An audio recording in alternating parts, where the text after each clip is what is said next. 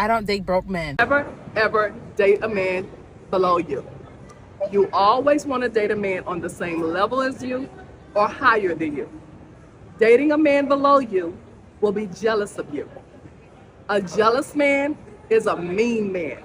He's a hateful man. He will wake up every single day to destroy you. Never ever marry a man who is below your standards. Not physically, not financially, not spiritually, not emotionally, not educationally. Because love will not save you from resentment. Nobody warned me of this part.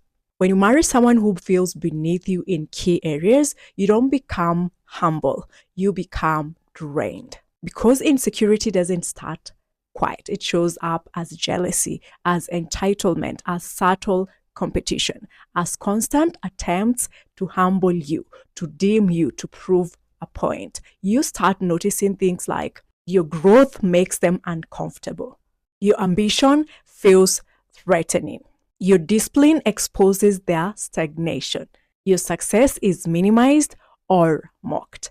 And slowly, you're no longer growing together, you are dragging.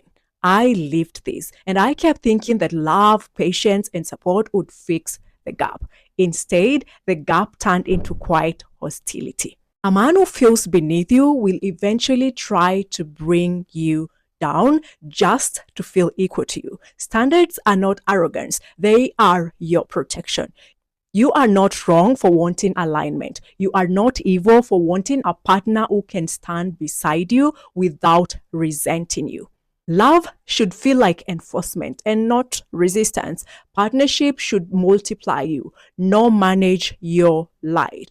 And if being yourself makes someone feel small, they were never meant to be close enough to you to touch your life like that.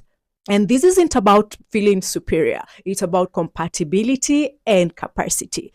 Because marriage doesn't expose who loves you, it exposes who can live with you without trying to shrink you. Ladies, do not ever date a man below your league, thinking that he's gonna treat you like a princess. No man will try to humble you more than a man that's below your league. In his mind, he's unlocked a whole new level. He will not think he got lucky and he's hit the lotto and he just needs to cherish you. A man that has hit a miracle will have his ego inflated. He will think this is what he's capable of always now, and that you should be so lucky to have him. He will then find ways to put you down and make you feel like you have to prove your worth to him. That man will have you questioning your worth. I see it all the time. Ladies, do not date a guy who has less than you. Less money, less ambition. Disclaimer. This may not apply to every guy out there, but the truth is when a guy earns less than you, he's going to resort to manipulation and control because it's the only way to establish authority in the relationship. He wants to control the narrative, but knowing very well that he's got less resources as compared to you, he has to find a way to manipulate and control you. And so he's going to be very angry. He may be even jealous and envious of your lifestyle. And so he will do whatever he can to attack your self-esteem. He can even cheat on you with someone who's far less than you in some way, just to hurt your ego so that you feel as if you need him. You have to become desperate for him. And the way to do that is to attack your confidence. And this is why you have to be very careful with the people you date. And don't date for potential as well. Everybody has potential, but not everybody will live to realize their potential. Ladies, this is a pro tip that I've been screaming to the mountaintops, and it has helped significantly with the quality of my dating and several other women's dating life. Do not settle for the floor. Aim for the ceiling. Meaning when you are dating a man and if he is not together emotionally, mentally, financially, physically, intellectually, he's probably not in a place where he needs to be dating you. And that is the truth. You don't want to be dating someone who's coming with an empty cup in those areas, because all those areas are going to impact the quality of your relationship with them. Now, I get a lot of backlash from the fellas because, oh, you mean you can't have an emotional connection with someone who's broke? You can have an emotional connection with a frog if you wanted to. You can have an emotional connection with anyone or anything. What I'm telling most women is getting involved with someone who is not mentally, emotionally, financially, and physically there is going to drop you. And the men are going to hate me for saying this, but I want to date at my level, not below. And this is the reason why. As a 24-year-old woman living in New York who's of African descent, I have worked so hard to get to where I am in life. I'm literally in my prime. I'm in my 20s. I'm making over 6 figures. I have multiple businesses. I have investments, and I keep up with myself. I used to feel guilty for having the standards that I had until I realized there is no shame in having standards for yourself if you worked really hard to get to where you are. One thing I've learned is a man can have less than you and still treat you bad and still cheat on you and still leave you. So why would I be with somebody who hasn't worked as hard in life as I have? I personally also feel like a man should be a provider, and before y'all come at me, you have to realize people have different cultural experiences. Not only am I African, I am Ghanaian, and growing up, my father was the provider in the house.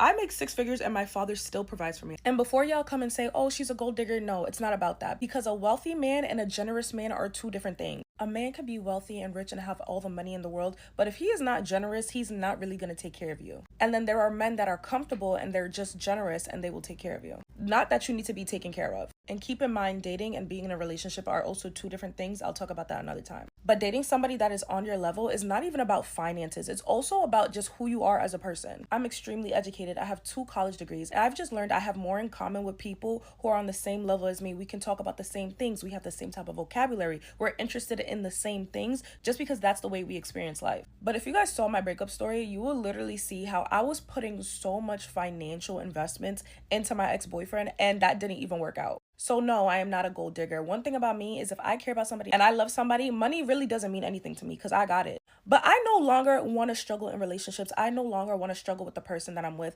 I need to be on the same level as them financially, educational-wise, and just goal-oriented. Obviously, same level or above, but I am no longer dating below my standards. And one of the reasons I can never date a man who's not more ambitious than me is because imagine asking a man what he did all day and he said nothing much. Chilling. Meanwhile, I'm fighting a serious cold. My sinuses are messed up. My head has been hurting. And on top of that, severe cramps. All I wanted to do today was lay in the bed. But here I am, fully dressed, full glam, hair done, makeup done, dress on, 3 meetings, and I made multiple 4 figures today in my business in one day. And you were chilling? The regret is more painful than the heartbreak. When you settle with somebody who should never have had access to you, or when you settle with somebody whose standard, in fact, is not even close to your standards, the regret is more painful than the heartbreak. Because yes, you heal from the heartbreak, but you will regret it. You will regret it. Never in your fucking life settle. Never settle. Oh Lord, I've settled before and I know the regret.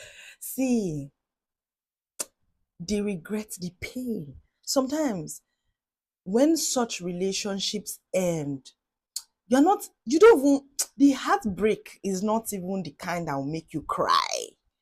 The heartbreak is not the one that will make you sob. You won't cry. You'll be angry. Maybe you know when the Bible says you'll be gnashing your teeth, I'll be gnashing your teeth. Your fingers will be in your mouth. Yeah, and I know. Please don't do that. Don't try it. The pain you are feeling is regret. You're not even saying, oh, I miss this person. Ooh. No, you are angry.